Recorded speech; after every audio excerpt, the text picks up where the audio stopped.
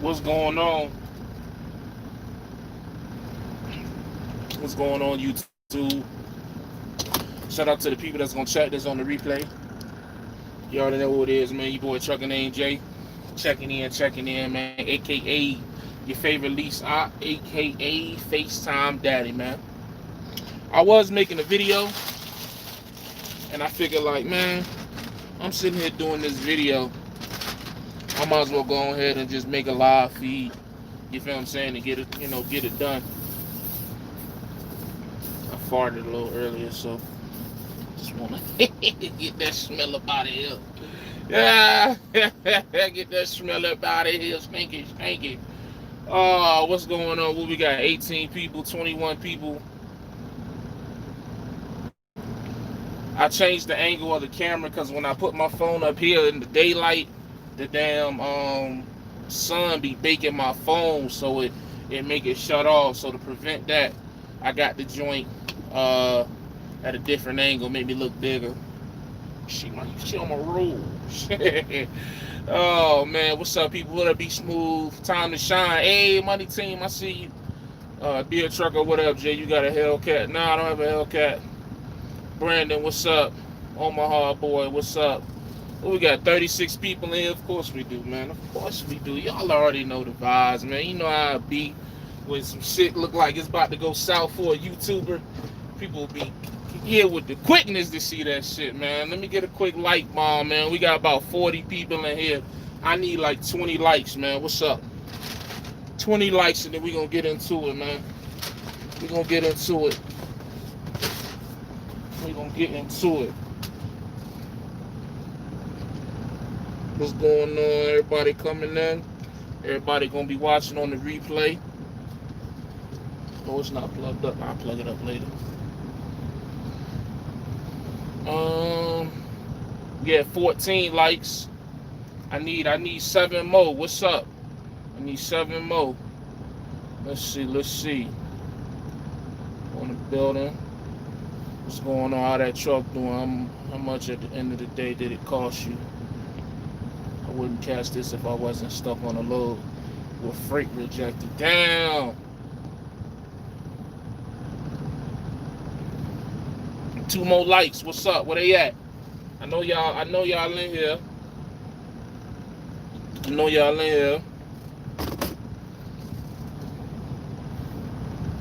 need 2 more. There we go, 20. All right, back. What up, Jay? I finally left the port, went driving. Salute. Hey, Carl, I could have told you that. 7 months ago. All right, so check this, man. We out here in Albuquerque, New Mexico. At this casino. I know I shouldn't give away my location, but I really don't care, man. Anybody want to try to come put something on my truck, I'm gonna put something on them. So, anyways, we ain't gonna be here too much longer though. We finna actually start driving. I probably should have been driving, but I wanted to watch the game, and I'm like, what's the point in being a owner op or lease op if you can't drive when you want to drive? You feel what I'm saying? So I watched the game, watched the Ravens stomp a mud hole in Cleveland's ass, and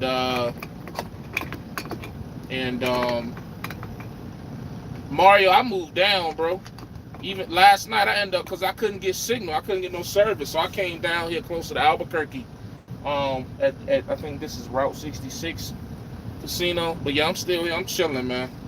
Like this load that I'm on, my dispatcher wanted me to have that joint there by tomorrow, right? But here's what happened. Remember, I don't know if did I make that? Did I post that video, or did I do a live feed about it? Oh yeah, I did make the video. I told y'all how the load was supposed to pick up on Thursday, but it didn't pick up until like Friday afternoon. So they paid me actually $200. So this load paying me like $6, even though I still ain't got that rate con, but we gonna see how that's gonna go on Monday. I'm not saying I don't think I'm gonna get it, but I just ain't got it yet. You feel what I'm saying? Always get your rate cons, man. Rate cons is important. But anyways, so he wanted me to have it there by Monday, just because he you know what I'm saying, his thing was he was trying to get me on an immediate load headed back west that he think he could have got for like $2 a mile headed back west. And don't get me wrong, that sounds amazing, but number one, I won't really about to try to put down 2,200 miles over the course of 2 days, man.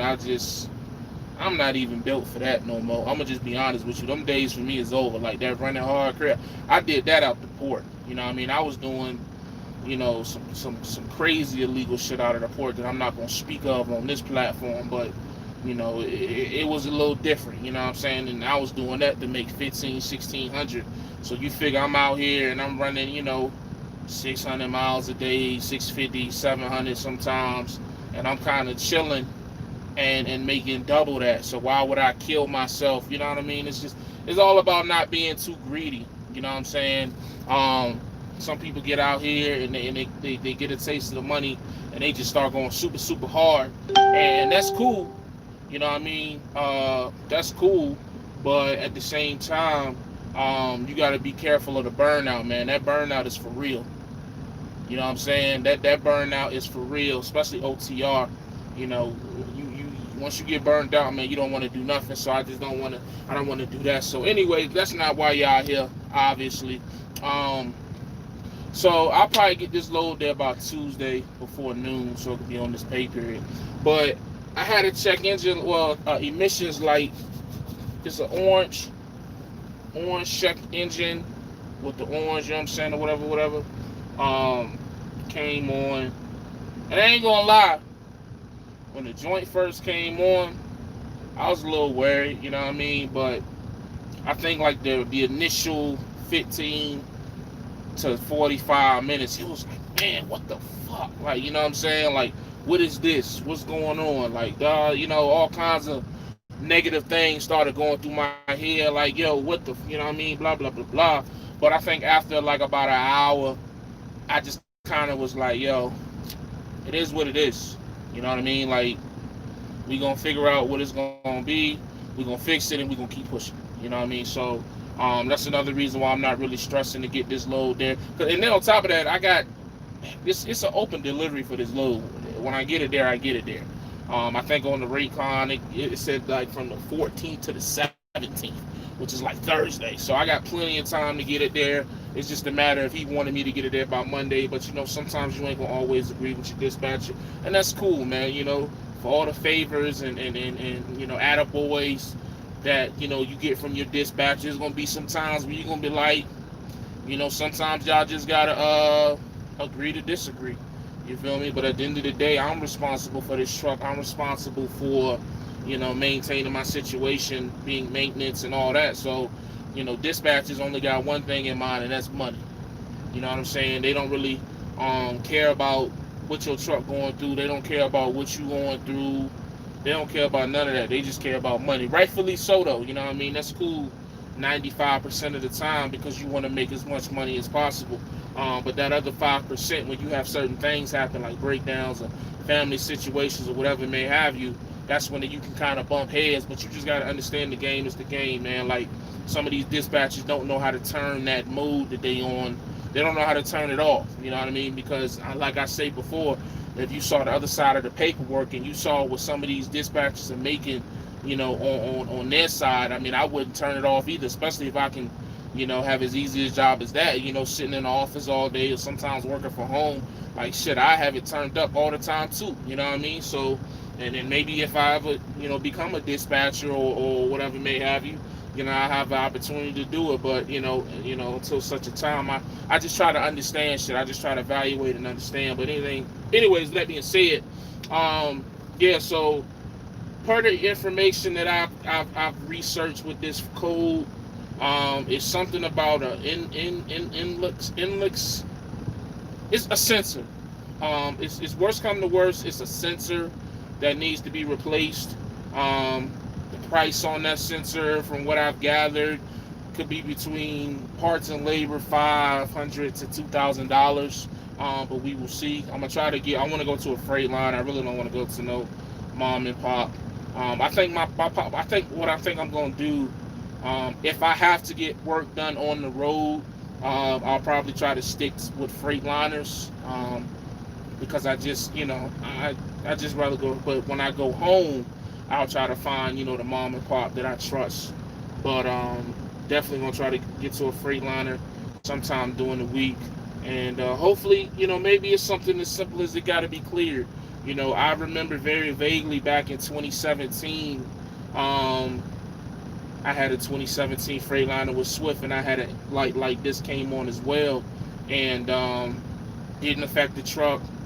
Truck still regen. I still ran it, and I think I went to, if I remember correctly, I think I was in like Colorado. Because I had Grady on the truck with me. Shout out to Grady, one of my old students. But I went to a Freightliner. They looked at it and they just cleared the code. Didn't charge me any money, nothing. They just cleared the code. So I'm hoping that this is something similar to that, because it isn't affecting any of the driving. The truck isn't derating. Like I said, I've put like 800 miles down since it's come on. It came on probably right when I was crossing from Cali into Arizona on 40. So, yeah, so I mean, I've still been driving through the desert, climbing hills. I regen. I've probably done like 2 regens since then, just because I've still been idling my truck. But so like I said, I'm hoping that it's not something ridiculously expensive. If it is, we'll handle it. But nobody wants to try to spend that much money that soon into a lease. But it is. I mean, what can you do? Again, the game is the game. You know what I mean? I can't come in here and try to dictate how shit gonna go. Shit gonna go how it go for everybody. It's just about knowing that if you break down and some shit happen to you, you ain't the only motherfucker in the world this shit happening to. You feel what I'm saying? So that's just where I'm at with that. Oh shit, hold on. Am I on? Oh, let me read these comments. Let's see. Hey boo, my truck in the shop for 1 week now. Damn. Pull fault codes, go to Google to find out what part it is, then buy that part. If it's something you can do yourself, a lot of these things be minor. You can do yourself. I'm at a weigh station tandem, stuck over 2,000 on the back, just chilling to OTR support. Everybody want to message me right now. Support, come on, that's trucking. Sensors you can do yourself on a lot of them. Find location of it, and you can probably do it yourself. Man, that's a nice, bro. Glad it wasn't too. Hey, hurtful on you. That's what the emergency fund is for. Facts. Turn a wrench and save a few dollars. A lot of sensors on top of engines, easy to get to. Money saved is money earned. And have brake cleaner just in case you need the area. And sensor too bad. Take it out, spray it, but back in. Okay. What up, West Baltimore? Does your truck have an APU? Are you scared about idling the truck because it can damage it? Give us a tour of the Hellcat. Let's see something right quick. I don't know who this dude is talking about this Hellcat. I don't have a Hellcat. So yeah, I mean, I don't know what the sense is at. Like a lot of the maintenance work that people be telling me that I could do, I'm not that. You know what I mean? Like, I don't know. I feel like I do more damage than good, man, honestly. But I feel what y'all saying, though, working on the shit myself. I may look at it. I may just see what I'm gonna just see what Freightliner say, man. For now, you know what I mean? Will I ever get to a point where I can start working on shit myself? I hope so. But right now, I don't know if I'm comfortable with that right now, to be honest with you. Like, that's just not even something that, yeah, you know what I'm saying? Like, I open that hood up, man. I know the basic shit, but, we'll see. But, what else was I finna say? Yeah, so, like I say, truck's still running, though. The sensors is plug and play if they're like the car engines. You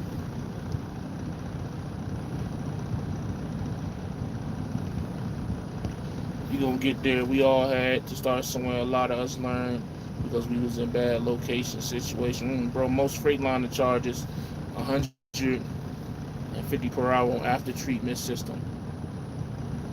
Yeah, that's what I figured. Time to shine. How often does you go home?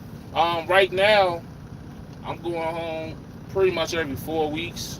I mean, yeah, 3 to 4 weeks out at a time, and then I go home. So, not too bad. I ain't out for ridiculously long. You don't have to be really, unless you just really just like to be out that long, but there really ain't no need to do it. I will say, though, and that's part of, what I'm about to talk about next. I will say that moving forward, that I'm probably gonna tone it back to probably about 3 weeks at a time. Really, maybe 2 to 3 weeks. You feel what I'm saying? Because it's just like with winter coming, I ain't really trying to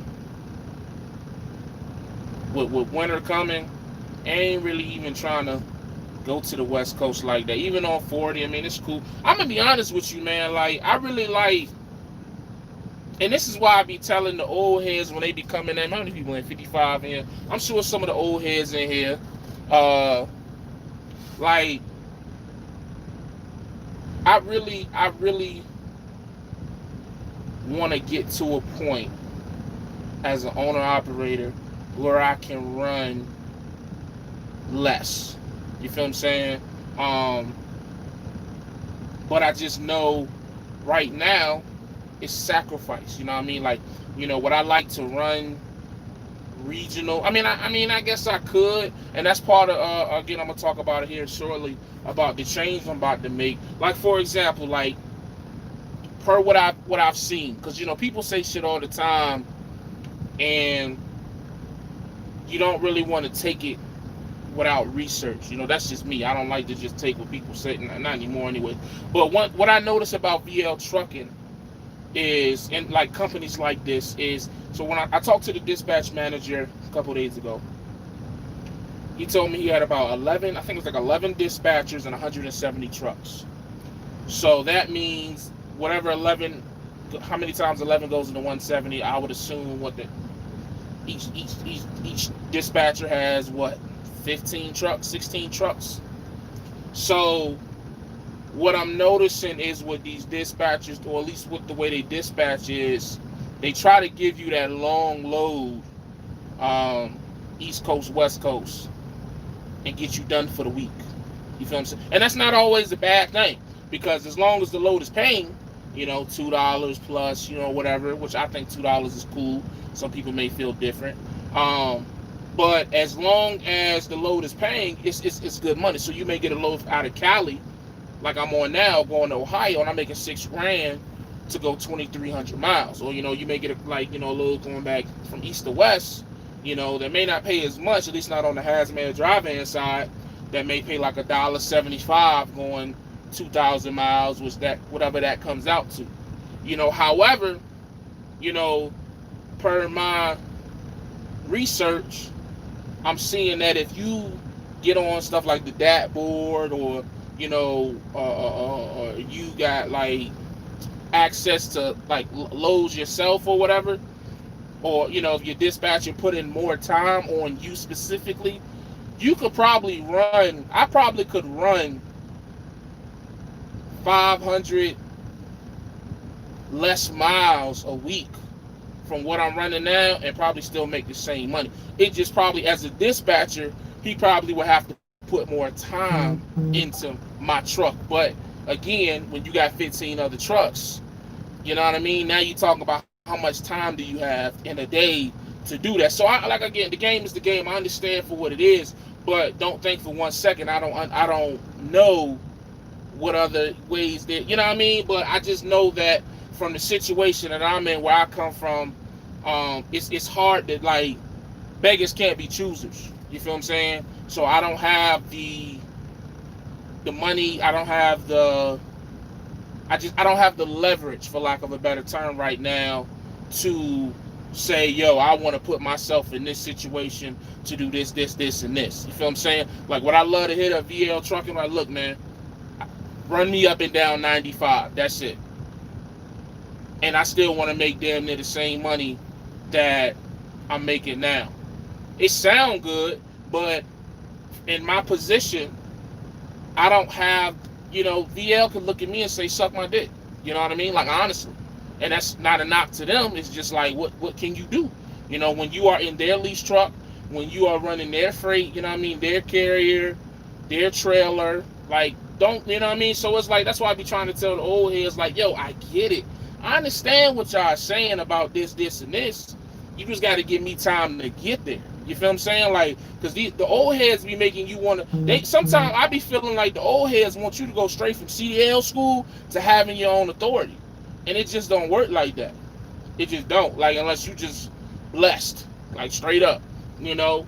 But I'm taking the long way because of my financial history. I just don't have the finances right now to jump. Like if I had 50 bands sitting in the bank, yeah, I go take 20 bands and go get a truck.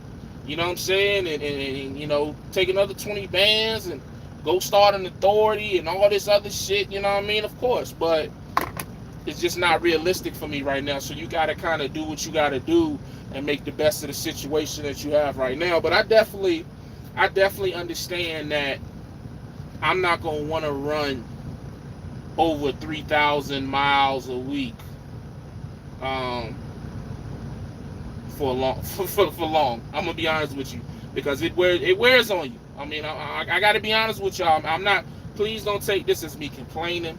Please don't take this as me being unappreciative of the opportunity that I have here, because I'm not. I love this situation. I love where it's gonna take me.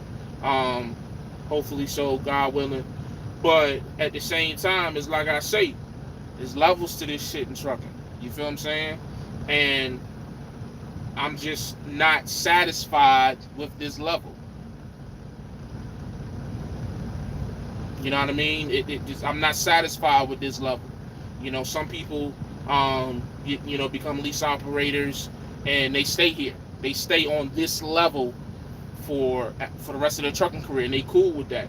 I'm at a point where it's like, yeah, I'm cool with it for now, but I do know eventually, I'm gonna want to be able to dictate my situation even more than the dictation I have over it now.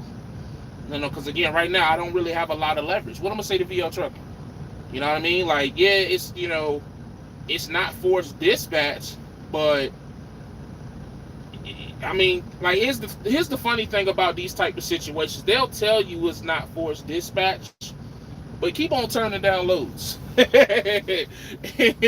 know what I'm saying? Keep turning down loads, and you're gonna find out just how that verbiage don't mean shit. When your settlement is $2,000, you feel what I'm saying? So, and again, it's just learning, man. You know what I mean? Just sitting back, learning, looking at shit. Jay Rich has a trucking business. I ain't paying attention to none of these comments. Let me read some of these for y'all. Hold on, give me a sec. Blah blah blah blah blah. What they say? All right, roadkill. I gotta sign off because I'm studying for this chemistry. All right, be easy. Hell no, 4 weeks too much. 9 days too off. I feel you, time to shine. What up, Corey? Google sensor location and check out all the rules. You can learn a few things, say you some. Okay, you'll get there. Do you think you lease your next truck or buy your next truck? I can't get that information away, Chris. I don't know, man. I don't know. I can tell you that it's in the works. You know what I mean? Like, it's right now, to give you a sneak peek. Right now, my main focus is getting my personal life back straight, which should be complete by the end of this month or beginning of October. Once we move into the apartment, we got to buy some things. We need to get a new sofa, things like that, miscellaneous shit. We got a car. That was a big thing, getting a car, a reliable car. Really, to end out 2020, for me, it's just about establishing consistency for me. You know what I mean? So getting my personal life back in order with my personal finances, keeping that consistently in order. Having my monthly expenses under $3,000 a month. That's going to be huge for the development of my business, because one of my biggest things against me was of my money management and the amount of money that was going out. You know what I mean? I think D-Rod's talked about it last night. As soon as that money was coming in, it was going out. And I just, definitely want to get in a better money spending habits and things like that. So that, personal life, as far as the business side, really it's just about consistency, And right now, the biggest thing my concern is just padding my maintenance account. I have money in there now, yes, but I don't have as much as I would like. You feel what I'm saying? I don't think I'm gonna be comfortable until I got 15 to 20 stacks in there. Honestly, 15 to 20 stacks in there, man. I just want to pad that, pad that, and so that's really the main concern for my business right now is just padding my maintenance account, getting my personal life in order. That's really the only really goals that I have short term for the rest of 2020. When we go into 2021, after my son is born, then that's when we'll start looking at, okay, the next step. Do I want to do this? Do I want to do that? Do I want to reach out to this person and do this? Do I want to, call my family and say this? It's a couple. I got a lot of different ways that I can skin this cat. I'm just trying to, measure 7 times, cut once. You know what I mean? I don't want to be out here, not on this level. You know what I mean? On the company driver side, you can afford to make mistakes and, just go to the next company and start over. But on this side, on my business, and trying to do this the right way, I just want to take my time and, take my time and do it right. So, should I run 700 miles a week tops and make mine? But it comes with time. You got to just figure out your lane, numbers out, and then find out how to capitalize your way, not that way. Facts. Proud of you. Hey, appreciate that. You have to move at your pace. It's your journey. Well, right for one isn't that true. Yep, it does. You ain't lying. Just don't run the truck down too fast. Pace yourself. Build that bread up. Just to appreciate that. All depends what you want. Some can do what we're doing and make major investment. Facts. Bro, that's what I'm in the process of doing, getting my own truck. Tired of working for these companies. Facts. I have a friend that runs for Snyder. He worked 1 week, then take a week off. He just don't like having a dispatcher, so you have to know your goals and words. Facts. I'm on it. I started the paperwork shopping for a truck. If money wasn't a concern, what kind of truck would you prefer? If money wasn't a concern, oh shit, man! I've always loved the Cornadas or the old school Freightliner XLs, the box joints. Yeah, that's if like it was like money wasn't an issue or nothing like that. I know a lot of people like the W9s, a lot of people like the Peterbilts, but I really like those Freightliner XLs. I really like the way them joints look, man. I've been inside one 13 speed in the port. It was an old beat up one, but I really like the way that shit look, man. That shit look like a truck. You feel me? That I guess the newer school Cornadas is what they call, if I'm not mistaken. I probably would get in one of those 13 speed, even though I've driven 13 speed one time in the parking lot, but I'm sure I could figure it out. But let's see. Just don't move too fast, bro. Move at your pace. Been watching you a minute, but this seems like the time you're the most focused. Stay that way, and you're gonna laugh at the past mistakes. I'm trying to, bro. I'm on my 3 company this year, but I like this one. I feel you. So, with all that being said, because y'all, I normally don't really try to talk about too much of my business plans and shit like that, because I don't want to, as they say, count my chickens before they hatch. But I'm making a move, man. I'm making a move. Making a change, y'all. I'm getting all these football notifications. The Nuggets then came back and beat the Clippers. I don't know how the fuck they did that. But I don't know. So pardon all the notifications. I'm making a decision. And Ravens all day, baby. My boy Time to Shine. You see him in the comments. I got his number a while back, and we kind of been chit chatting and stuff. He been putting in my ear for a while.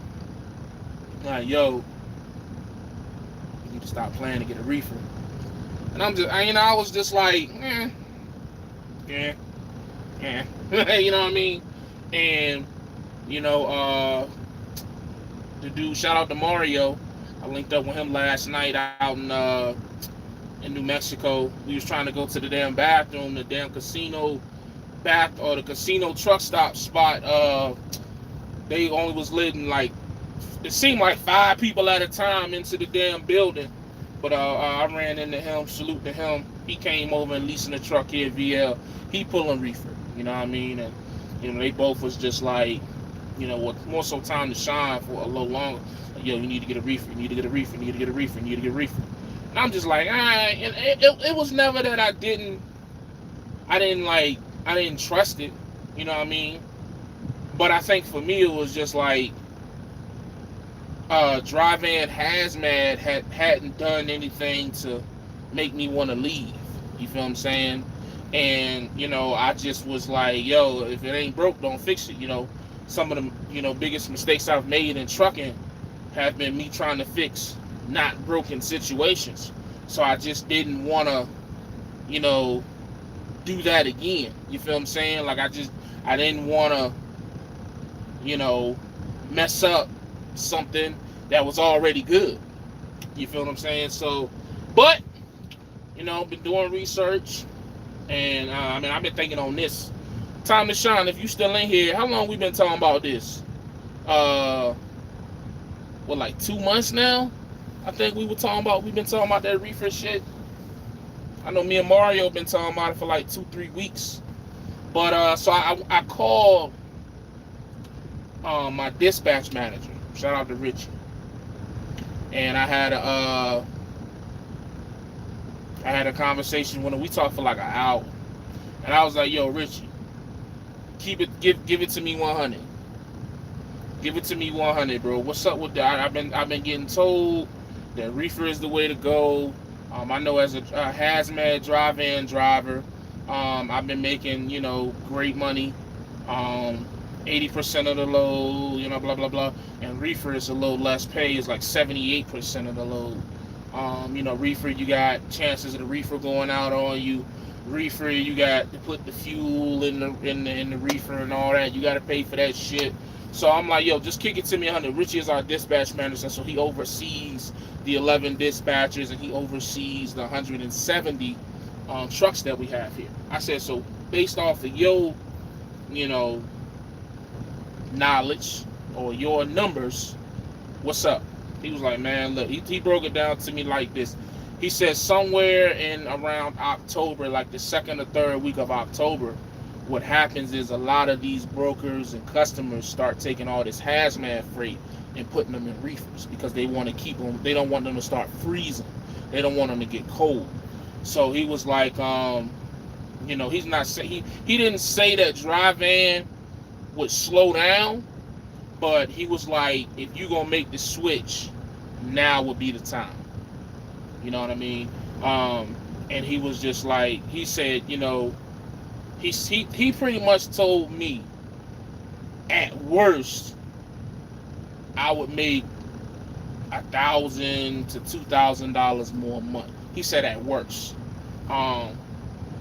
So, and he was like, he said, you definitely ain't gonna lose no money if that's what you worried about. He was like, but he said it's up, it's ultimately, of course, he said it's my decision. He said, this is what he fucked me up with.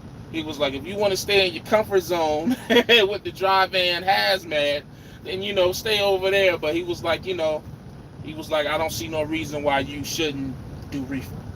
You know what I'm saying? So that, and then other people I've talked to, I see a trend, like most of the guys that have their authorities, the guys that have more than one truck, and that are on the higher levels than me, for the most part, they're running reefers.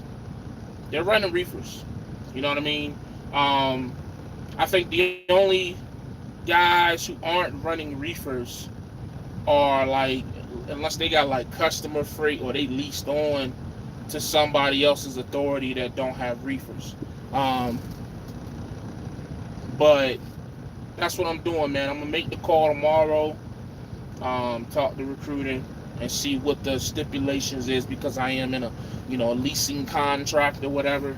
And I'm gonna switch to reefer, man. I'm gonna make the switch. My dispatcher wasn't really, he wasn't too keen on it. You know what I mean? His thing was, he made it seem like I wouldn't make that much more. He made it seem like the extra money that I would make won't be worth the headache. But I mean, I came from reefer. I did reefer. My first trucking job with Trans Am was reefer. I did reefer at Swift. You know what I mean? I did a little reefer at Abilene. I ran reefer out the fucking port. So, and the other thing is, again, talking to my boy Tom and Sean, he been in this company way longer than me. The lanes that he run would be able to get me home just a little bit more than what I've been getting home. So, basically, what he was telling me, with a reefer, I should be able to run 95,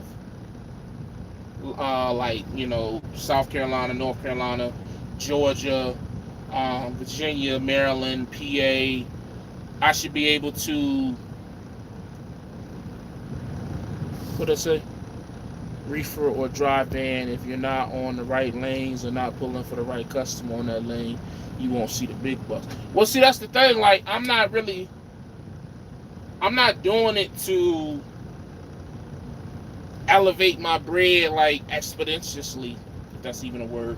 I'm doing it more so, one, for the experience on the reefer side, on this side of it, because I haven't pulled reefer on the spot market side. I pulled reefer doing customer freight. You feel what I'm saying? With bigger companies like I say, the Swifts, the Trans Ams, the Abilenes, running out of the port. So I never pulled a reefer on the spot market side. You feel what I'm saying? So I think for me, it's more of a case study. You know what I mean? It's so funny. I follow Joe Budden. I follow Joe Budden podcast, and he got this big dispute with Spotify. And one of the things he was saying was he signed a contract with Spotify to get information, to get the algorithm, how shit works. And that's kind of the reason why I'm going over to the reefer side, because again, I do know that I do want to level up one day.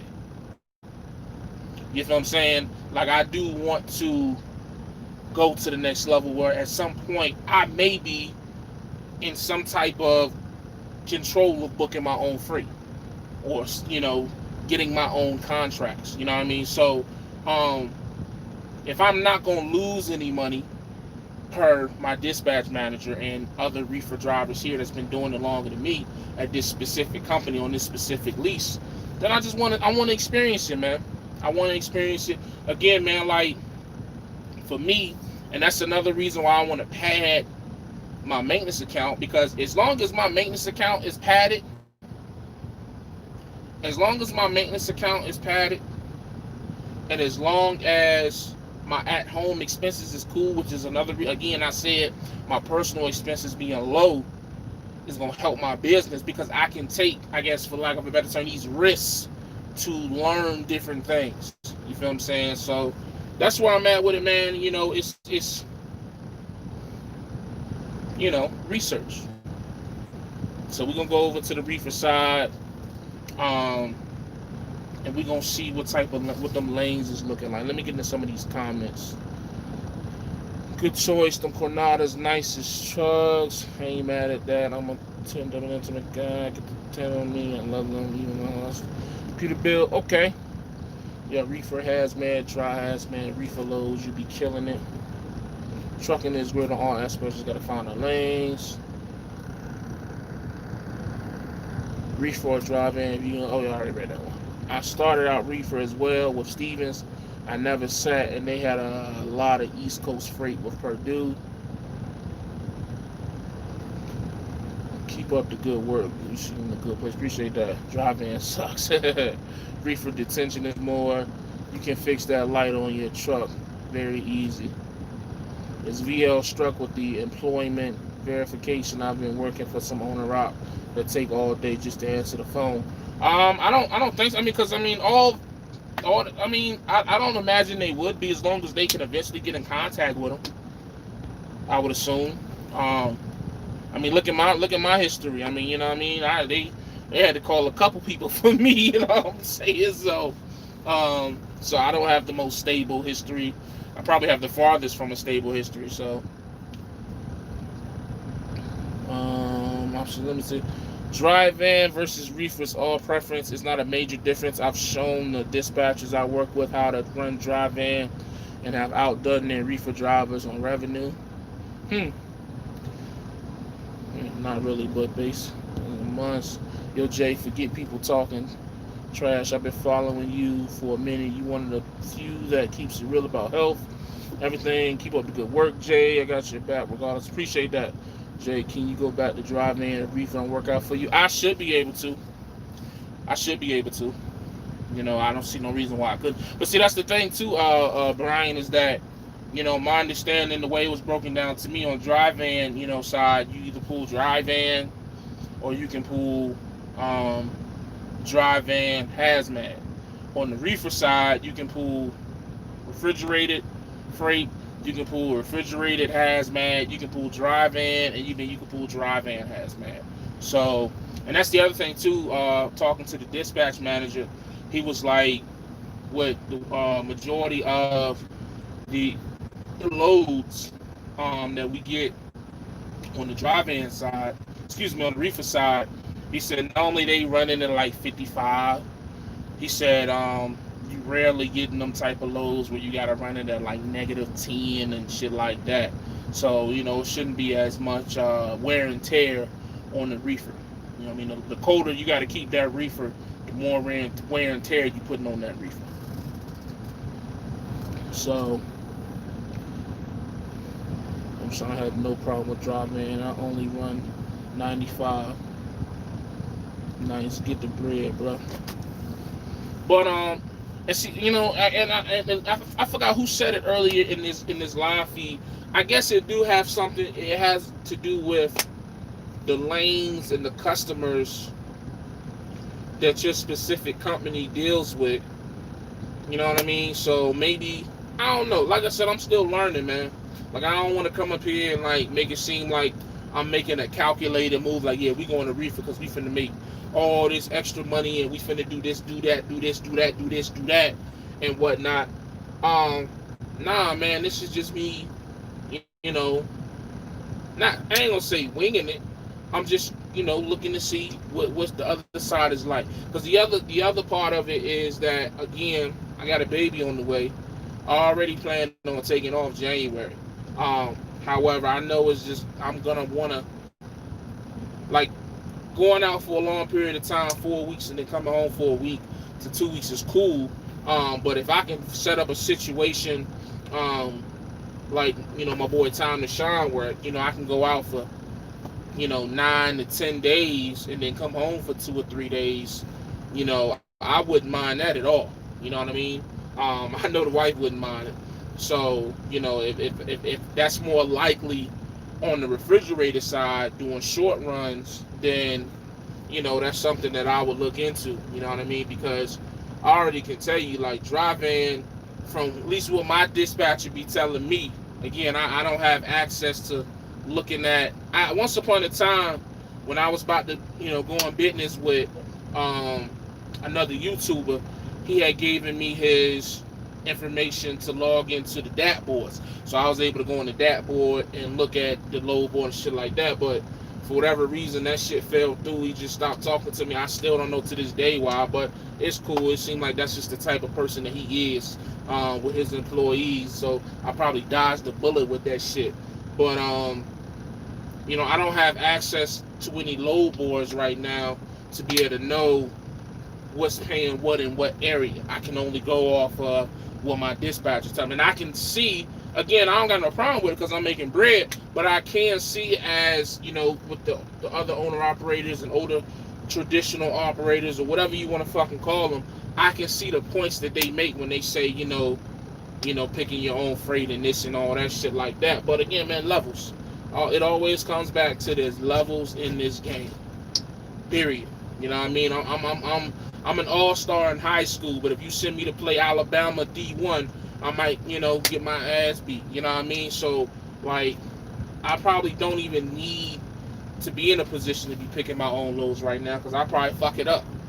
You know what I mean? I probably don't need to be in a position to, do some of the things that, other people are saying that I should be doing, but I don't, you know what I mean? Like, sometimes just because you can don't mean that you should. You know what I mean? Like, when you rush shit and you move too fast and you jump in a situation that you're really not ready for, that's worse than getting there slower than what you want. You know what I mean? Sometimes we get to a situation or we do shit at a slower pace than we want, but that end up being better for us long term because, we don't fuck up.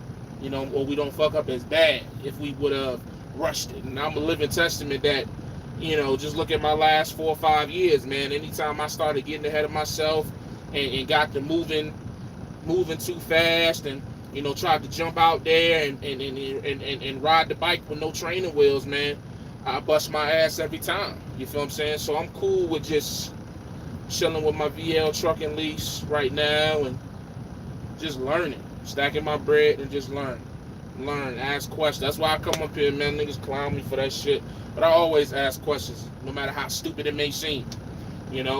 Like, I didn't know what a rate con was, 4 months ago. I didn't know what that shit was. What was that? What the hell was that? Oh, my tab. I didn't know what a rate con was, 4 months ago. You know what I mean? So it's just asking questions and just not being afraid to just kind of just do your own research and see what's what. You feel what I'm saying? So, oh, that's my phone. And nothing beats the flavor of the church. Dre, you live in a great area, lots of reefer loads in and out of MDV warehouse in Virginia Beach. Also the Navy Exchange warehouse. And yeah, you know what I'm saying? And that's kind of what Time to Shine was telling me. He was like, he I ain't gonna give away where he lived, but where he lives isn't too far from where I'm at. It's inside of like a 3 to 4 hours. And he was just telling me how he run, you know what I mean? And I was just like, damn, I mean, and he was showing me the money that he making. Now, mind you, the only difference between me and my boy Time to Shine's lease is that he has his truck from a third party. I ain't gonna get into the specifics of his shit. So, when he shows me his settlements, the only difference between our settlements is that $4.99 doesn't come out of his, but we got the same fuel card. We both fueling the same way.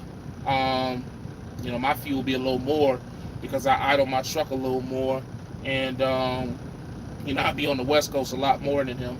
But besides that, I mean, we pretty much, you know what I mean, when I look at his numbers and I look at mine, and he's telling me he's going home every 2 weeks, 3 weeks, and I tell him I'm running 4 weeks, and he looking at me like I'm like he crazy. It's just like, hold on now, because I mean, like, again, like, money is great, you know what I mean, but ultimately we all trying to get to the crib. I just don't want to go home as a company driver. No disrespect to company drivers, but if I can, like long term, somebody asked me what my goals were, and I couldn't really give them an answer. If I'm be honest, like long term, if I had to say like a ideal situation for me, call it 5 years from now, 10 years from now, I would say probably owning undisclosed amount of pieces of equipment, that's trucks and trailers, and running inside of a maybe like a 500 to 700 mile radius of my house. So Virginia, North Carolina, South Carolina, Georgia, Maryland, PA, maybe stretching it out to the west a little bit, maybe Tennessee. I don't know how reefer free it is in Tennessee, but mainly just like the northeast, southeast, and a little bit of the Midwest would be what my lanes I would focus on, trying to find customer freight somewhere in there. And I mean, to give you a perfect example, for those who don't follow, it's a dude by the name of Call Me Cooley. And the type of situation that he has would be an ideal goal for me to do. I think he got like 2 or 3 reefer trailers. Got his own truck, got his own authority, and he got customer freight. So he go home every day, but he's still making like 7, 8 bands or whatever it is. And he's hiring. I believe he's hiring on owner operator. Like I be peeping, like don't like. That's the one thing I want to say, man. A lot of times, I can be sensitive and I can be emotional towards certain criticism, and I want y'all to know that I'm not perfect. You know what I mean? Like I'm not perfect. I don't try to admit like perfectness to nothing. You feel what I'm saying? Like sometimes I can be cocky, sometimes I can be arrogant, sometimes I could be emotional, sometimes I could be a little bitch up here crying. It's just I'm human, man. You feel what I'm saying? That's as real as I can give it to you. I can't try to be nothing else but human. So sometimes people say some shit to me that is real, and sometimes I just don't know how to take it. Pause. You know what I mean? So I deal with that not just up here, but I deal with that in my personal life. I deal with that with friends, family, all the time. You know what I mean? So, but I be listening. Like that's the one thing I don't want nobody to not realize is I pay attention, I listen, and I see the moves that a lot of people out here are making, and a lot of it is bullshit. A lot of these cats up here just talking out the side of their neck, but some of them are actually moving how they claim that they moving. They doing what they saying that they doing, and I can see that shit. You feel what I'm saying? By their demeanor, by the way they carry it. But some of them just be talking just because they want people to look at them. It's a lot of guys up here on YouTube that get upset because somebody like me gets the type of views or subscribers that I have, which I still don't think is a lot, but they have so much more real life success than me, so they feel like they should have just as much virtual success, if you, for lack of a better term, you know what I mean? So they'll look at it like, oh well, I got this amount of trucks, I get paid this cent a mile, I get this, I get that. This nigga trying to figure it out, but he got 5,000 more subscribers than me. He got 10,000 more subscribers than me. I think that's another reason, some of the other YouTubers take flack. You know what I mean? Because, we may not have the best trucking situations, but, with this YouTube shit, we just know how to articulate ourselves to a point where we're watchable. Because a lot of people come up here and they give good information. They just boring as fuck. Like SoCal come up here and he actually knows what he's talking about. He just boring as fuck. Nobody want to sit through an hour and a half live feed with that nigga. Nigga ain't talking, but like he be talking about good shit, but it just comes off. It's all about your delivery. Everybody don't have the gift of gab. Everybody don't have the ability to hold an audience for a long period of time. You know what I mean? So and that's a lot of times will end up happening on YouTube. That's why most of the YouTubers who are coming up here and speaking nothing but positivity, who are speaking nothing but information on videos and actually have great information, be having the least subscribers. But yet people who come up here who could, sometimes dwell in the bullshit and just put on a show, got the most subscribers. That's how I go. People don't want to come on YouTube to learn. They want to come up here to be entertained most of the time. It's probably like an 80-20 split. 80% of the time, motherfuckers just want to be entertained. I just want to laugh at something. Or just, whatever. 20% of the time, people are actually genuinely looking for information. So I just try to, do my best to cater more towards the 20%.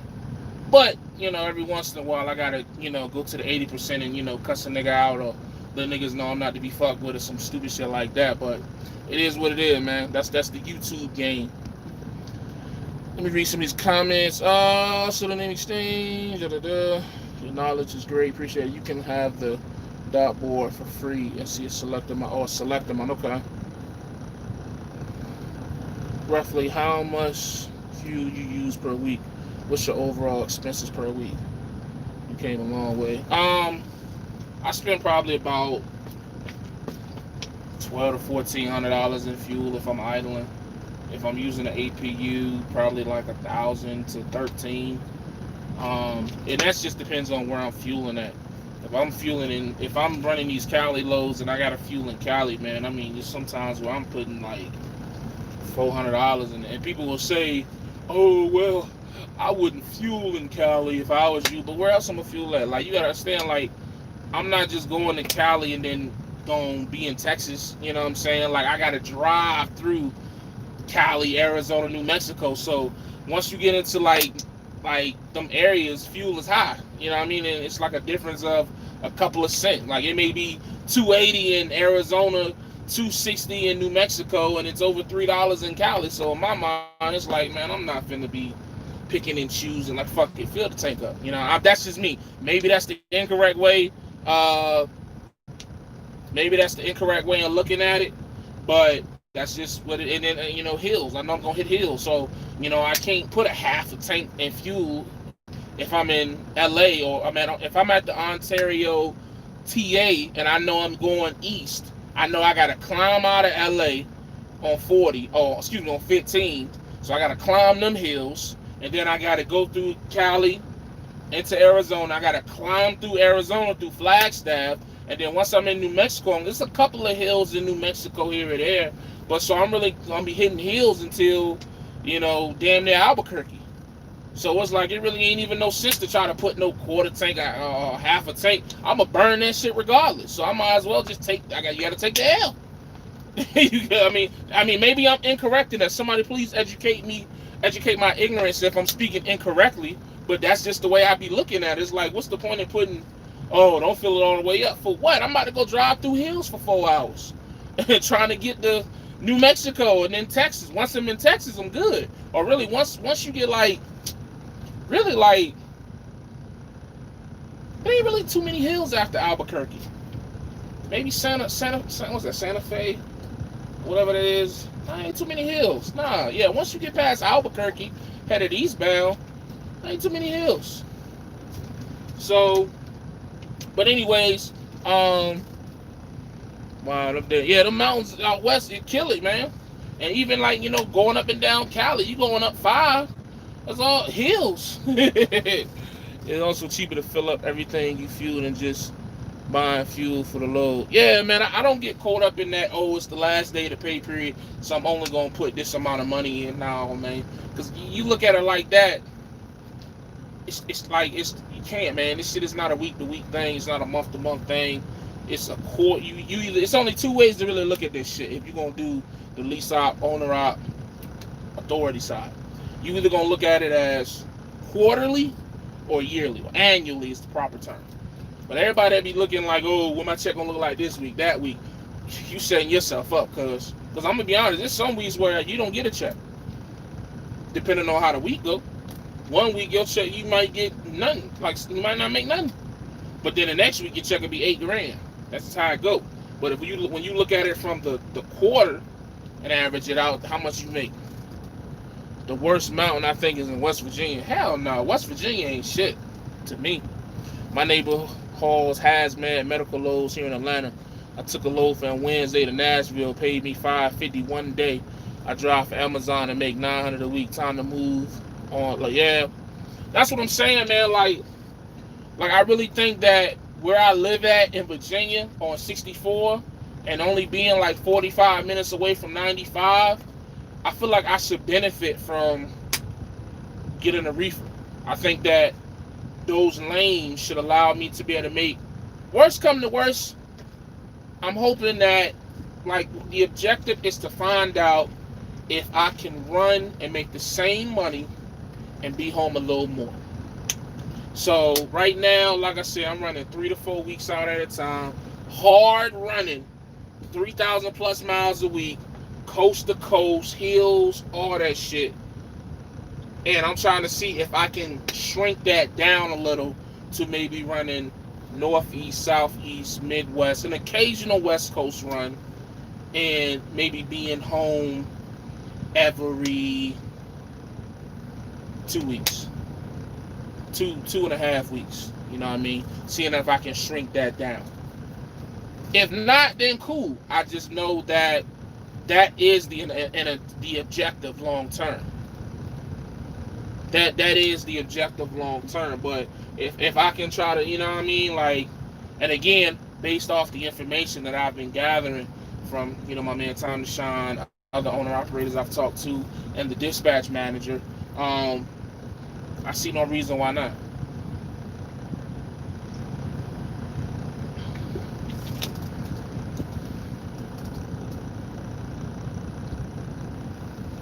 '64 95 mile Honey Lane. I go Richmond to Jacksonville, then Jacksonville back to Williamsburg. Island Trucker. Are you doing that? You doing that with a dry van or a reefer? I think you said you do dry van.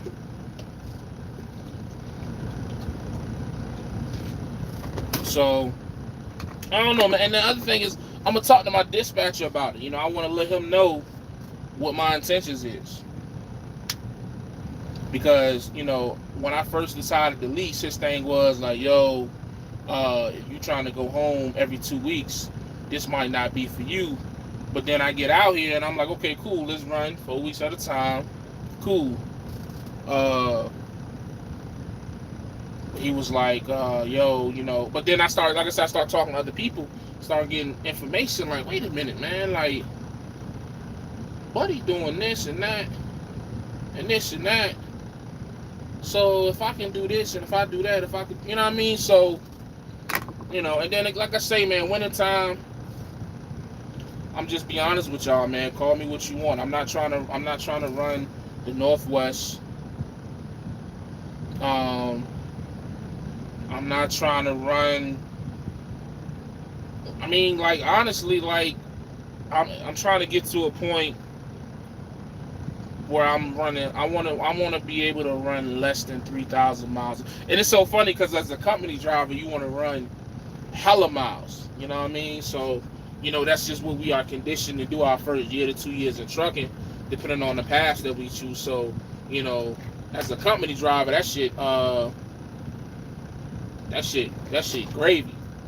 But as a lease operator, what I'm seeing is like, yo, you know, if I only run 2,700 miles this week and still make, you know, $6,000 to the truck, that's more, you know what I mean? And it's funny because some of my highest paying loads, like as far as cents per mile, have been on the East Coast, which is crazy. It's crazy. Like, so for example, obviously the total gross loads have been Cali going east. So like 50, 5,700, 5,000, this joint 6,000. They, you know, those have been paying the, as far as total, as far as like what you make all together. But as far as like doing the least amount of work for the most money, man, shit. I think the load I took a load out of Indiana to PA. It went like 600 miles, and that shit paid like, if I remember correctly, like $1,600 or something like that. So that was like I think that paid like $260 a mile. When I went home from Ohio to Virginia, I think that shit was like 500 something miles, and that shit paid like $2,000. No, it was 600 miles from Ohio to Greensboro, North Carolina to Suffolk, Virginia. That shit paid like $2,000. That shit went like 600 miles. So it was like, as far as the cents per mile, my highest cents per mile loads have been the shorter runs, going from the Midwest, and that's on the dry van side. You know what I mean? So I'm anxious to see what it's gonna look like on the reefer side. I run small, gross, high profit. I got company out of Maine you can lease on to, have a contract to Suffolk, dedicated target, dry van. But see, that's the thing, Brandon. Like, unfortunately, one of the cons of doing a lease like this with this company is, like, you leasing their truck, so you got to pull their freight. You know what I mean? Now, I say con because the money's good. I don't want to turn this into a, you know, complaining, but on this level, this is what you got to do to make this money. On higher levels, yes, I want to get to a point where my truck is separate from the carrier, so I can, you know, move around how I want. You feel what I'm saying? Or, you know, either be a part of a carrier or have my own carrier to where, you know, then I ain't got to go through no goddamn body. But again, that's levels. That's up there. You know what I mean? So that would be nice though. You know what I mean? Like some type of dedicated or even like a triangle type situation. You know what I mean? Where swinging by the houses is just a part of the route. You know, kind of what I was doing out of the port. Like, I ain't gonna lie to you, a lot of them lanes that I was running out of the port, I would have loved to did that shit if I owned the truck. Even with the local port work, when we was just going like 50 miles from like doing like island truck, you should know, like the HUDs and Duvenants and the Schneider accounts going from Norfolk to Suffolk to the Target warehouse, going from Norfolk or Portsmouth to Williamsburg to the Walmart distribution. I would have loved to do that in my own paid off truck. It's just doing it as a company driver out of the port. Shit paid, it just paid shit. It paid shit. But doing it, owning the truck, paid off cash, that's a little different. You know what I mean? That's a little different. I mean, that's, you know, you're probably looking at $1,500 to $2,500 take home. Which isn't, some people would say that, oh, that's not a lot as an owner operator. But you got to think, man, you probably driving less than 1,000 miles a week and only working Monday through Friday. You know what I mean? And you going home every day, off on the weekends. And the beauty thing about that, that's another reason why I would want to do like something more dedicated, regional as an owner operator, is because, like, even if I'm like, one of the things that I got tired of as a company driver, damn, I got 71 people in here. What's up? One of the things I got tired of as a company driver on them dedicated routes is that schedule was just non-stop. So, for example, running with Great Wide out of the port, running 3 Kentucky loads back and forth, back and forth, back and forth, I consistently was working 6 days a week, only one day off, which was Saturday, and which was a 34. As an owner operator, I wouldn't mind doing that because I could just do that shit for like 4 weeks straight and then take a week off. And that would be, you know, mind you, I was going home 3 to 4 times a week, but it really wasn't home time because, you know, you just go home to sleep, really. Sleep, beat your dick, take a shower, and that's it, and you back in the truck. But if I could do that as an owner operator, and then whenever I got tired, like, okay, I'm gonna take a week off, I'm gonna take 2 weeks off, or let's say it was on a contract type, so say it's like a 6 months contract. Fine, I'll go hard for these 6 months, but then I'm taking 2 months to just chill. Like, that's the type of shit that I'm looking forward to be able to do. You know, because I don't have to be home every day. You know, me and my wife be having this talk all the time. Like, I ain't gotta be home every day, but, you know, I just don't want to be I just want to be in control of my schedule. I think is the main thing for me. I want to be in full control of my schedule. So if I feel like running 3 weeks and running to the West Coast, fine. If I feel like running local loads this week for 3 weeks, fine. If I feel like I just want to be, I think that's what my trucking career thus far has taught me about myself, is that I want to be able to move how I want to move, when I want to be able to move, and I don't want nobody to tell me otherwise, as long as I'm doing it legally, of course, with DOT and my, you know, shit like that. Because, you know, you always gonna have somebody over top of you, DOT and all that shit. But as far as like the everyday operations on how I run, I want to be in full control of that shit. You know what I mean? And I think that would just make life a lot smoother for me, you know, versus being somewhere where you got to do it this way, and the minute you don't want to do it this way no more, now you got to relocate to a whole nother situation because you don't want to do it this way no more. You know what I mean? So that's what I think I've learned about myself. Let's see. I've seen loads going out of Cali to East paying 8 to 10K. Oh, yeah, on the reefer side for sure. You was one of the best trucking videos with good content information. I appreciate that. Can you spell? I think so. It's not like that always with reefer though. What you mean, Brandon? Brandon. Look into the Sully Nose finances for a truck from the port to Eastern Shore, 45 miles, paying $6. That's what I'm saying, island trucker. You know what I mean? Like, people laugh at them old beat up ass port trucks, but when you own that shit, it's going a little different than, you know, when you just a company driver in that shit. My friend is paying over 100 grand for a truck from Sully. Good gracious.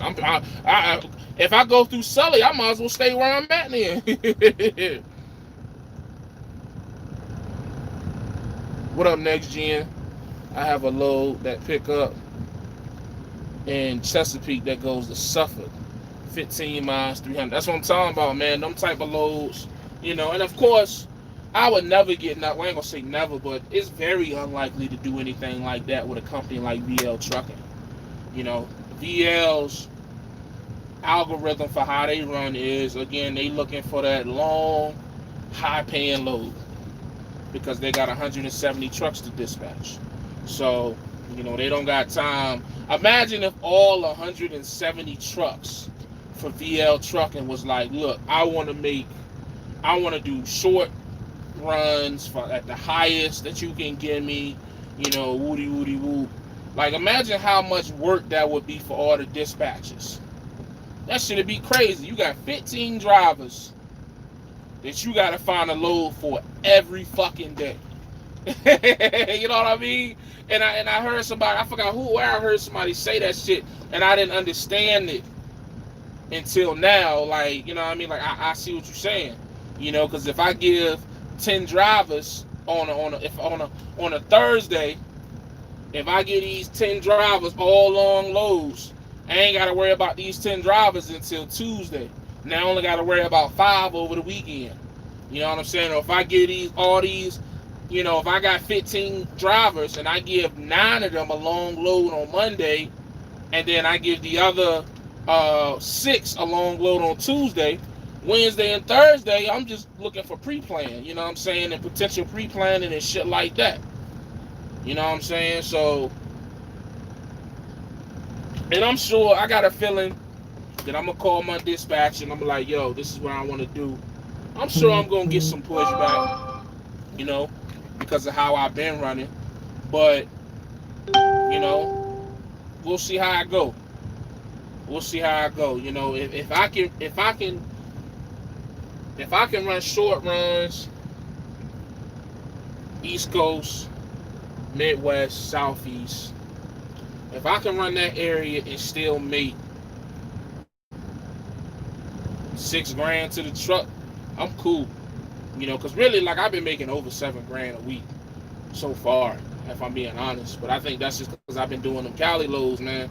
But I haven't been seeing as much profit as you would think off that $7,000 because the fuel is matching it. You know what I mean? That the fuel been eating me, man.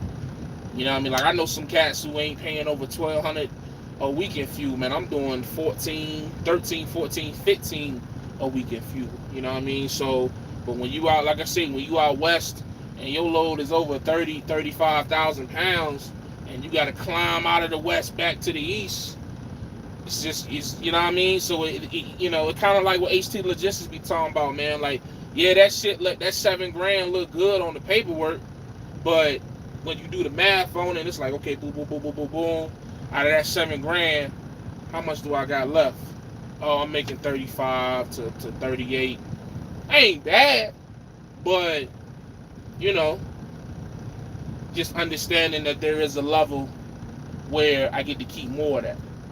There is a level where I don't have to work as hard. You know what I mean? And I think for me, one of the main things that that is a concern to me at this point in my trucking career, from everything that I've learned from my past mistakes, is longevity. Longevity. What can I sustain? What can I do for a long period of time and build upon? You know what I mean? And that's the reality of it, because we all, like, people come out here and we start making money. Making money in trucking is not hard. Sustaining money in trucking isn't the easiest thing. It's not a lot of people have been doing it. You know what I mean? That's why the turnover rate is so high in trucking. So I think for me, it's just about sustaining something. So it's just about putting myself in the best situation to where I can sustain, what I'm doing. So that's why I'm making the move to reefer, to, hopefully work less for the same money and just keep learning, man. Now, if I go over to the reefer side and, niggas start making $4,000 to $5,000 a week gross, then it's gonna be like, all right, hey, drive in, you're But I don't think that's gonna be the case though. I really don't. A lot of people that I've talked to, and I even kind of knew even before I came to VL, that reefer pretty much pays not a lot more, but it pays more than dry van. 8 times out of 10. You know what I mean? Um, it's just that having the hazmat bumped me up a little bit to where it's like it wasn't a huge difference, because them hazmat loads tend to pay more. But so yeah, but I think for me again, like I said, it's not about the big dollars. You know, it's about trying to work a little less to still make decent money and to be able to get home just a little bit more, just a little bit. Just a little bit. I got a baby on the way, man. What you want me to do? I got my own authority too, though. Short runs pay better. I want to get into the office side soon. What's good, my brother? I'm gathering information right now, considering getting back into trucking. Should I go company driver, lease purchase, owner? I would suggest starting off as a company driver.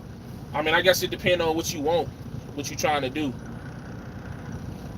I did 6,300 to the truck, 2,400 miles. See, that's, you know what I mean, goals.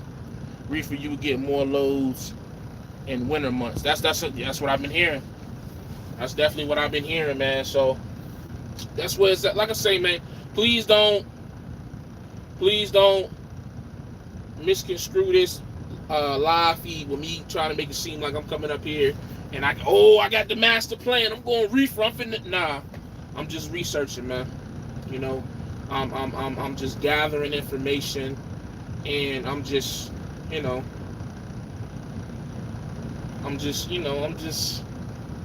thinking of a master plan over here, man. And that's all. Thinking of how to take Holland Logistics to the next level.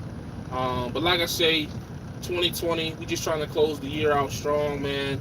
I'll be home in about 2 weeks, 2.5 weeks, to move into my new apartment. And so I'm gonna do that. Then come back out and just probably start running, like I say, 2 to 3 weeks at a time on the reefer side. Wifey getting closer to that due date. So definitely getting prepared to welcome Jabari into the world. And then just keep growing, man. I probably won't make no moves until like springtime, if I'm be honest with y'all. And it might even not even be that soon. As far as what I'm gonna do, I got a couple options on the table. I'm thinking, stacking, going to an auction, stacking. Call me Cooley. He put out a GM that I caught about the credit unions. Specifically Navy Federal, which I so happen to be a member of, and my wife. So I might look into that option. Like I say, this is all 2021 talk. But you got to look ahead. A lot of the reasons why I've made so much impulsive actions in trucking is because I was always living in the moment. And then when the moment passed me by, now I was like, okay, I got to go find another moment. But I'm in 2021, right? Really, I'm kind of into 2022, but we ain't going to talk about that just yet. But 2021, man, is definitely, like I said, I can either go to an auction, I go to a dealership, I go to credit union, Navy Federal. I'm a member of Langley, but Navy Federal is better than Langley. I got a bunch of different things, as far as this truck, I may give it back. I may put somebody in here. You know what I mean? I don't know. You know what I mean? So we just don't know, man. We just gonna keep pushing, man. We gonna take our time, and I'm not gonna say hope for the best, because hope for the best just sounds like you just kind of winging it. I'm just gonna put myself in the best situation possible all the way around. You know what I mean? So that's what we're gonna be doing. Of course, videos gonna keep coming out, keep pumping out, and every step of the way, letting y'all know how shit go. And that's what it is, man. Like, it ain't nothing, it ain't right. I'm not gonna turn it into rocket science. I'm not gonna, I'm just showing y'all what I be, what's going on. I'm gonna get this truck to the shop. I might try to stop by one tomorrow. Yeah, I might try to stop by one tomorrow. Just stop by, take a look at it, tell me what's what. Um, Hopefully it's just something simple. And if even if it's not, we just gonna handle it. It ain't nothing to cry about. It ain't nothing to that's what you stack for. That's why you don't spend all your money. Get this shit taken care of. Keep pushing, and yeah, man. I ain't gonna lie, man. Like I'm low key a little hyped because it's just like it's you know what I mean. Like I've been with this company now like 3 months, almost on going on June, July. Hold on, June, July, August. Damn, I've been here almost 4 months. Yeah, I've been here going on 4 months, man. So I'm excited about that.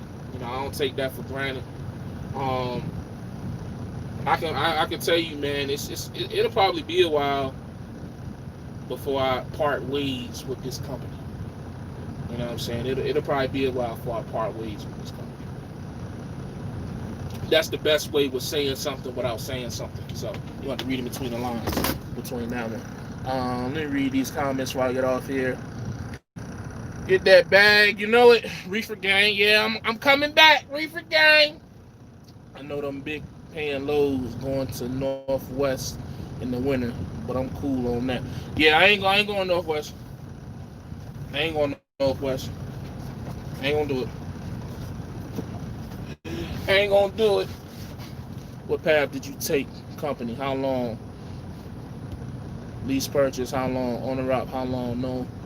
To answer your question, I eventually would like to become an owner operator. Oh man, you asked me this question. I'm trying to get off. All right, I got you. All right, boom. The path that I took, you don't want to take that because I would like my truck career has been a mess. The best way I could tell you, man, it's that's a loaded question like a motherfucker. Start off, find a good company. Start off company. Come to VL, be a company driver. Make 70 cents a mile as a company driver. Like honestly, if I'm gonna keep it a buck with you, I'm gonna tell you what they would tell you. When I say they, I mean the guys that know everything. They would tell you to come to a company. No matter of fact, I'm gonna tell you what HT Logistics would say because I respect his word. There's only a small few people that I respect. HT Logistics, Call Me Cooley, Be Smooth, King D Raj, and that's it. Them the ones that I really like. I pay attention and hang on to every word that they say because they, I ain't gonna hype them up or suck their dick on the live, but yeah, you know what I mean. I pay attention to what they say. So what I would assume they would tell you is to go to a company like a VL 1099 and stay there for like a year or two and stack bread, or not even a year. Stack bread, stack. Stack your bread, get your bread to a point where you can go and put money down at a dealership or pay for a truck cash or maybe go through your bank to where you can get a truck payment that's less than $1,500 a month. Now, this isn't my advice. This is the advice of the gentleman I've named to you, except for D-Raj. D-Raj will tell you the lease. So, but D-Raj goals may be different than the other gentleman. Or they might not be. D-Raj just do it a different way, and that's fine. That's the thing about trucking. You can do it 7 different ways and have 7 different success stories. You know what I mean? And that's the thing that I be, preaching, like all this conflict over journeys of success. We all successful. I mean, hell, when you look at all of us and where we came from probably before trucking, we all successful. We'd be up here arguing over how we got successful. That shit crazy. But anyways, so yeah, that'd be my advice. Find you a 1099 company like a VL Trucking, or if you don't want to do 1099, you want to go to W2 company, find a good paying company driver position, OTR regional, unless you want to do local. I'm assuming you don't. I don't know. And just work that shit, grind, and stack your bread, and don't leave that situation until you can go somewhere where your truck payment is less than $1,500 a month, and you got at least 15 bands in your maintenance account. That's what they say. So I'm gonna start. I don't give advice. I just share my experience. But that's the advice that they would probably give you. Most reefer loads are heavy. That's fine as long as I'm not all the way in the west in the mountains. I don't mind pulling heavy loads up and down 95. Checking in, checking in. You better believe it. I did lease for years. The most successful lease I've been in was Hirschbach. Yeah, but Hirschbach just disappeared off the face of the map. VL only have automatic. No, it's all automatic over here.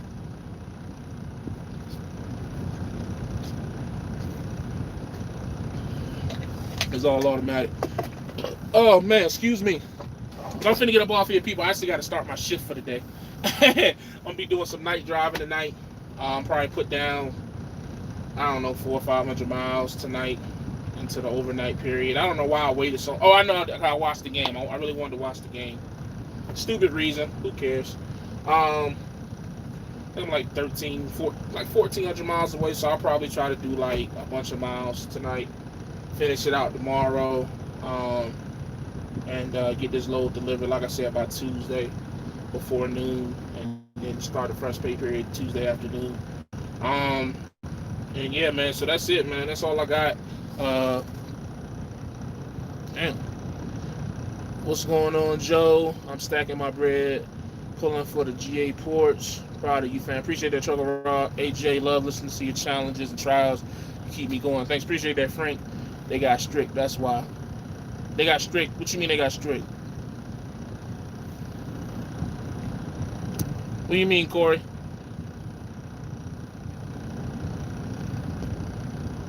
How much bread is the target number to buy a truck in your opinion? Ah, man, that's that's again another loaded question, bro. That just really depends on the type of truck that you want. That depends on the type of truck that you want, man. Honestly, the way an old head told me a long time ago, with that first truck, it really don't matter. Just get a truck.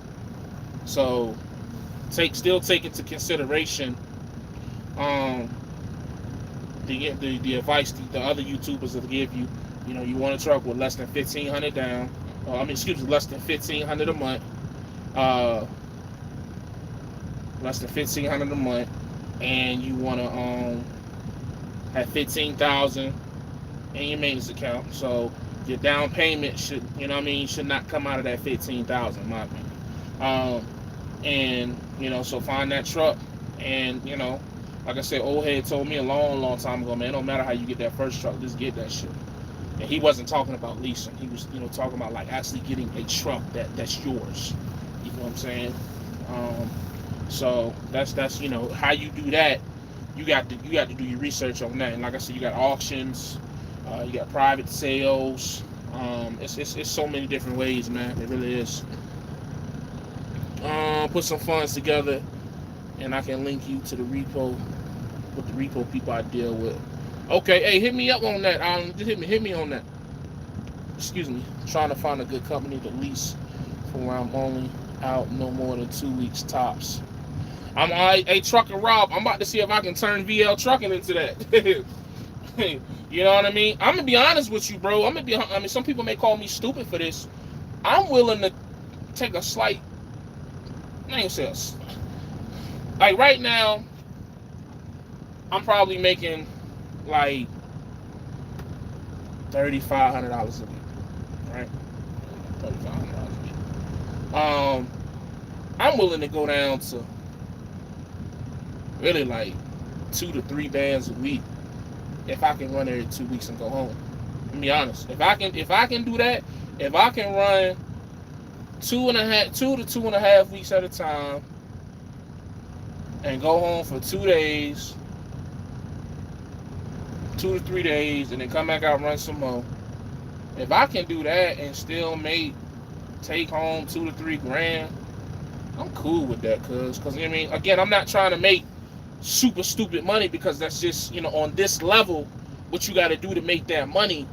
I ain't really trying to do all that. You know what I mean?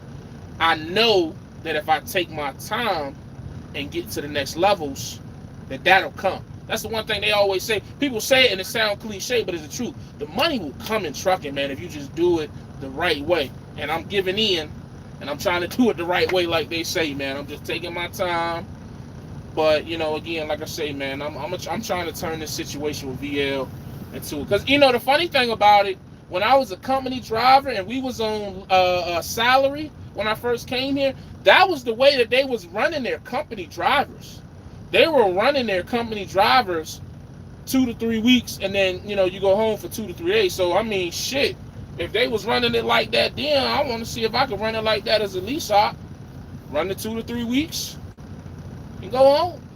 You know what I mean? So, I see no reason why not. And, you know, I'm probably about to call my dispatcher here shortly.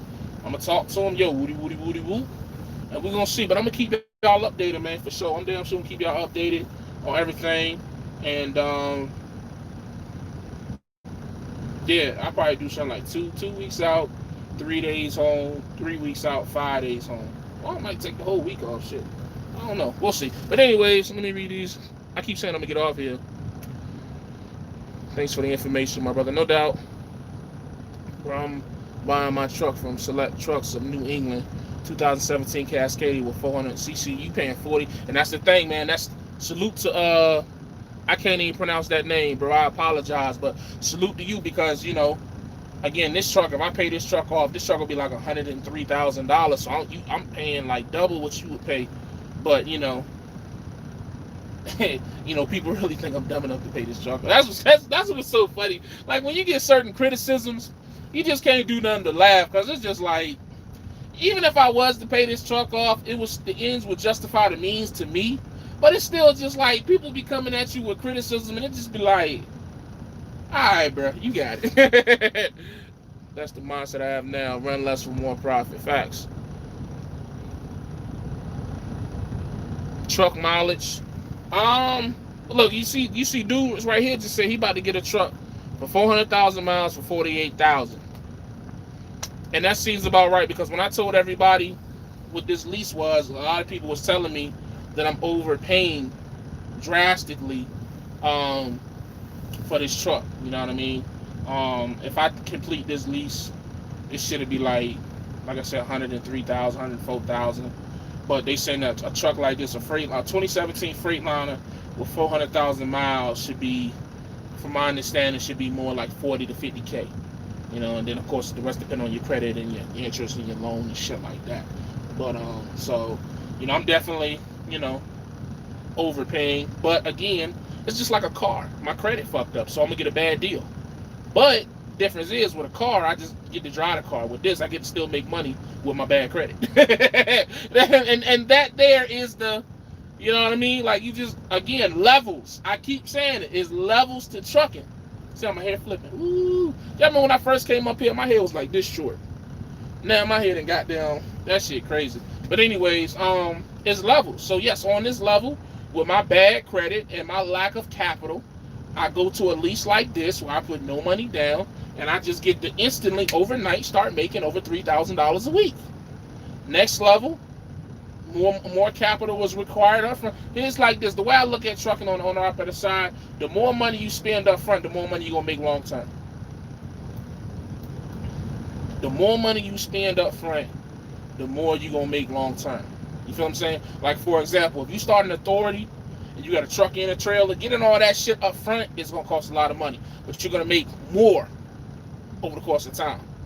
Me just jumping into this lease truck and not putting no money down, like I'm not gonna make as much as an authority driver or a driver that goes to a dealership and put money. You know what I mean? So it's a numbers game, man. How much? It's like going to the casino. How much you got to play with? Everybody want to bid. Well, everybody want to win big at the casino, but everybody don't want to bet big. So you think you're gonna win, you know, big money off of betting $5 every time you put the chips on the table? You gonna be there a long time, and that's what these leases are. You know, you're not investing much, so it's gonna take a lot longer to win big versus going big boy style, getting your own truck, trailer, authority, multiple pieces of equipment, all that shit, your own insurance, cargo insurance, and all that shit. You know, it's a bigger bet, but you're gonna win bigger. You understand? So it's simple numbers.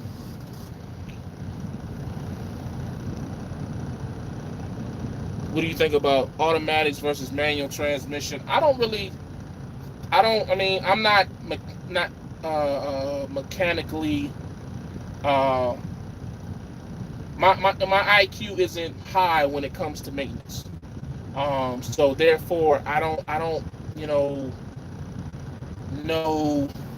enough to be able to tell mechanically the big difference between automatics and manual transmission. As far as how it drives, it don't make me know 10 speed, automatic, 13 speed, 8 speed. I don't care. I would prefer at this point. It's funny because at this point in my career, I actually would prefer a 10 or 13 speed. But I don't mind the automatic at all.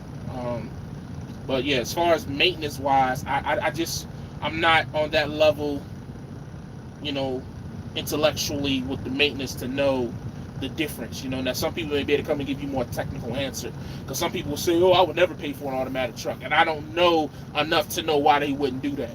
You know what I mean? So you would have to ask somebody a little bit more, smarter than me. I was at the shop the other day. They did my PM, but did fix anything else I wrote up so I can go lease. Word. Salute to you, Joe. What engine transfer you running? I think it's a DD15 in this bitch. Don't ask me. I don't know about the trans. I don't know, honestly. Sometimes you have to start out that way. Do you straight up? It's simple hydraulics. Okay. Once VL work and stick with it, maybe try to get a personal loan and get a truck with a 500 month payment. That's what I think. That's something similar to what Call Me Cooley was saying with going to Navy Federal Island Trucker. So again, man, that's 2021 talk. We will see. I don't want to count my chickens for they hatch. So we just going day by day. So tired of that question. Who cares about manuals or automatic trucks as long as they run and I can make the money? That's how I feel as well. Good content, my man. I appreciate you sharing your journey. Appreciate you spend that money on fixing credit and get credit cards for repairs just in case. That's another thing.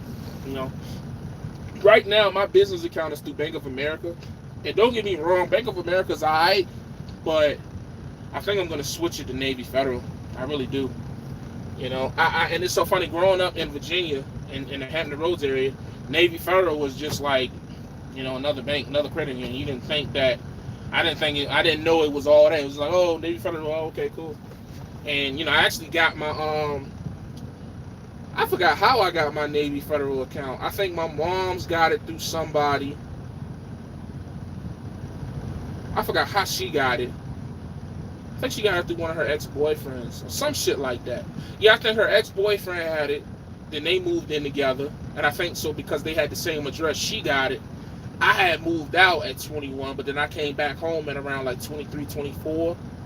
And then because me and my mom had the same address, I got Navy Federal. And I didn't even think none of it. It was just like, okay, fuck it, let me get it. You know what I mean? Because I had Langley for the longest. And it's like now, as I've gotten older and started understanding how some things work, it's like, oh shit, like, I ain't no Navy Federal was like this. You feel what I'm saying? Like, the best credit union in the world. Like, word. So I think I am going to end up switching my business account over to Navy Federal and just start establishing some credit with them and building relationship with them, man. Because I think that's what ultimately, long term, I want my business to be through them. So, yeah. See.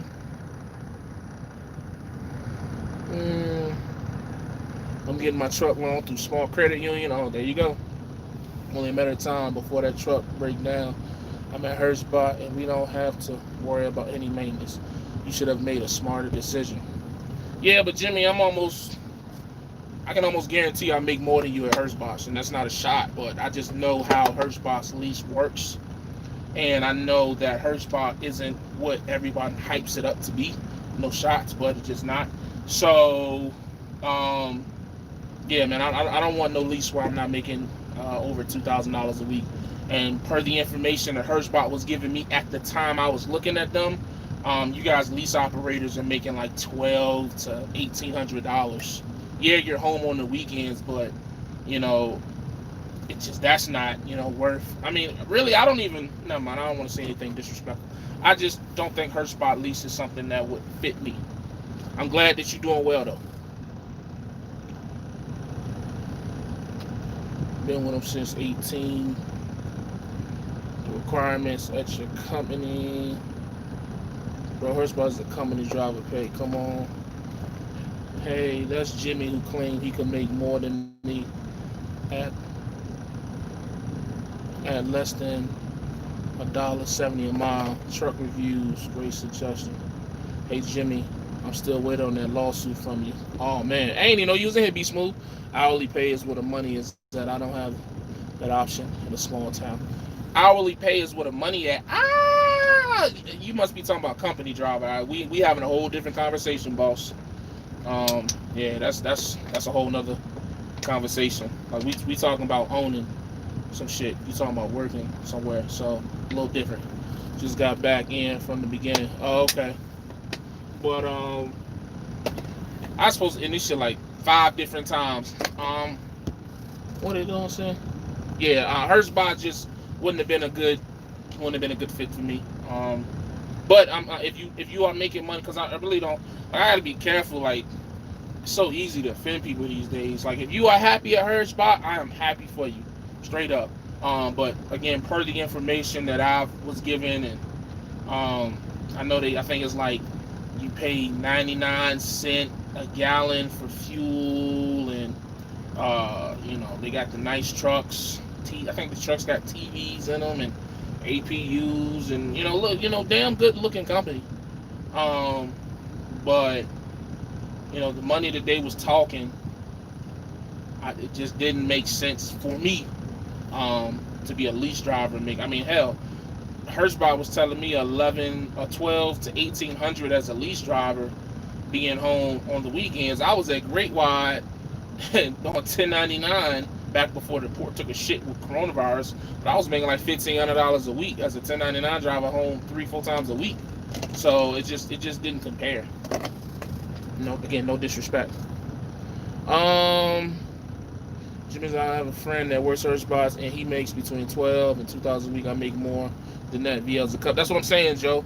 And again, don't get me wrong, because 12, we are so spoiled and blessed as truck drivers. $1,200 to $2,000 a week is a lot of money. It's a great amount of money. But in trucking, it's very average. I think that's the most least disrespectful thing I can say. It's very average. You see it a lot. So it's not nothing that makes you jump up out your seat. When VL Trucking told us we was gonna be making 70 cents a mile as company drivers, we damn near jumped through the roofs of our trucks. Hirschbach's telling us that we could make $12,000 to $2,000 a week. It was just like, oh, okay, that's what's up. You know what I'm saying? That's what's up. Hourly is terrible, but you can get a load paying $1,600 going 8 hours a week. That's a fact. I think he's talking more though as a company driver. He definitely ain't talking as no owner out. First time checking in. Happy to see you, Abby J. You know best by now. Appreciate that. Why does everything have to come on here and say, oh well, I earned blah and you should have done this or that? Hey man, it's cool. I'm used to it, man. I just everybody has an opinion. Joe Toro, don't pay Jimmy no mind. I made a video too mocking him after his ignorance was needed to get on at VL. Just a year, I think like a year experience, or you can have less than a year experience. It's on a case-by-case basis. But also you gotta have a hazmat and tanker endorsement. Just go on the website. Website should be not in the description of this live feed, but if you go look at one of my other videos and look in the description, I got the link to the VL website, or just Google VL Trucking and whatever comes up first. Excuse me. You have no idea what I make. Good luck to you. I didn't say that's what you made, Jimmy. I said that's what Hirschbach told me that their drivers are making. Please don't misconstrue the words and hear them as accurately as I'm saying them out my mouth. I said that Hirschbach said that their lease drivers, at the time that I inquired to Hirschbach, they told me that their lease drivers were averaging, because I think they were trying to put me on some dedicated shit, and it was like a guaranteed pay of $1,250 a week. And I was like, yo, that's cool, but I want to make a little more. So what are your OTR lease outs making? They told me $1,200 to, I think it was either 12 to 18 or 12 to 2,000. I swear it was 12 to 18. That's why I said Hirschbach told me. I didn't say that's what you made. If you big ding, big king dingaling over there, hey man, salute to you. You clearly don't make more than me after your crybaby comment about you can make more than me. Okay. Oh, you just talking trash. Oh, okay. Are they out of Illinois? Yeah, they in Des Plaines, Desplaines, Illinois, a little south of Chicago. So I need to start my shift, man. I need to start my shift, man. Oh man. But yeah, I've been up here an hour and 45 minutes. That's crazy. But yeah, so that's all I got. I gotta go. I really do gotta go. That's what it is, man. I'm gonna get to a shop here in the next day or two. Have them take a look at this emissions light that's on. Hopefully it's either a sensor or something they can just clear. No big deal. We'll get that taken care of. We're gonna get switched over to a reefer trailer sometime this week, hopefully. And I'm gonna have a discussion with my dispatcher that I want to run less for more. And I want to be home a little more than what I've been doing because 4 weeks out is cool, but on this side, 4 weeks out on this side, I'm just unlearning things. And I think, a lot of times I still be trying to bring that mega carrier way of thinking with me everywhere I go. And I just really got to cut that shit all the way off. I just do. It makes no sense to run 4 weeks out here if I don't have to. And, I don't have to. You know what I mean? So, that's just what it is. That's what it's going to be. So, yeah, that's what I got. Y'all still commenting. Oh, my God.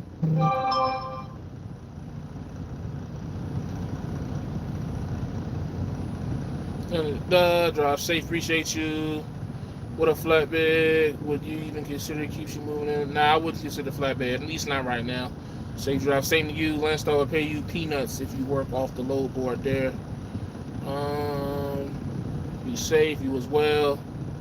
Let me know, man, what companies. What company? VL Trucking. Come to VL Trucking. I don't know. I don't research companies on my daily basis, man.